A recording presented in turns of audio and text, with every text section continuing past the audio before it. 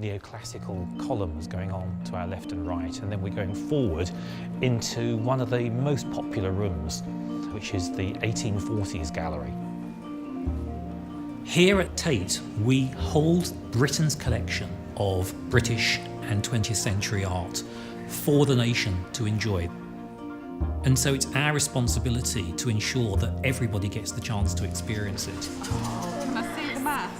The Attenborough Arts Centre has a very person-centred approach to how people engage with the arts here. For us to be truly accessible, we have to really listen to our local community and other audiences that come to us to make sure what we're doing is for them and it's not about ticking a box, it's actually a meaningful engagement.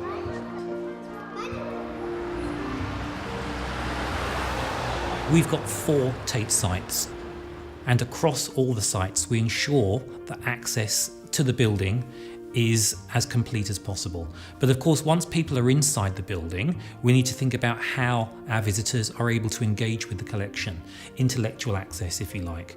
The sculpture we're going to explore this morning is by Frederick Leighton, and it's called An Athlete Wrestling with a Python. With our touch tours for individuals or very small groups, it's an opportunity for a visitor to have an in-depth conversation with somebody who works at Tate about a range of artworks which are being described.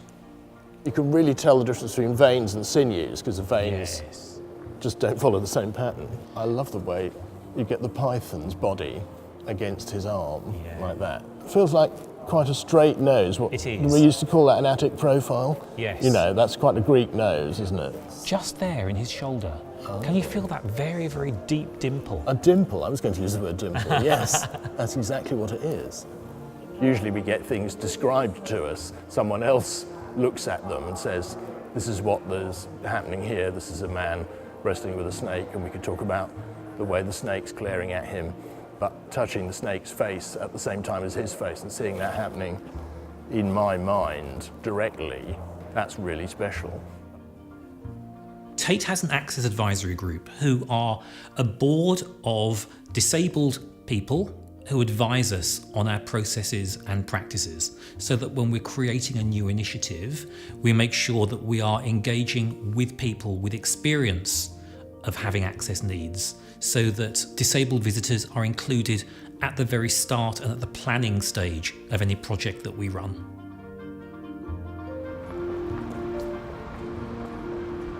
We are in Gallery 1 in Attenborough Arts Centre, and we have had some groups in today who have been having a tactile tour of the exhibition. What can you see? See you. You can see you, I know, it's cool. And me. Yeah. And these guys. Yeah. The sensory suitcases enable people who might not learn in a linear way to engage with themes in the exhibition, whether that be sort of abstract themes or very direct themes around colour, texture, form, light. So we have some film in there so people can touch that and see the progression from a camera to film to a print. We have some frames that people can look through and mirrors.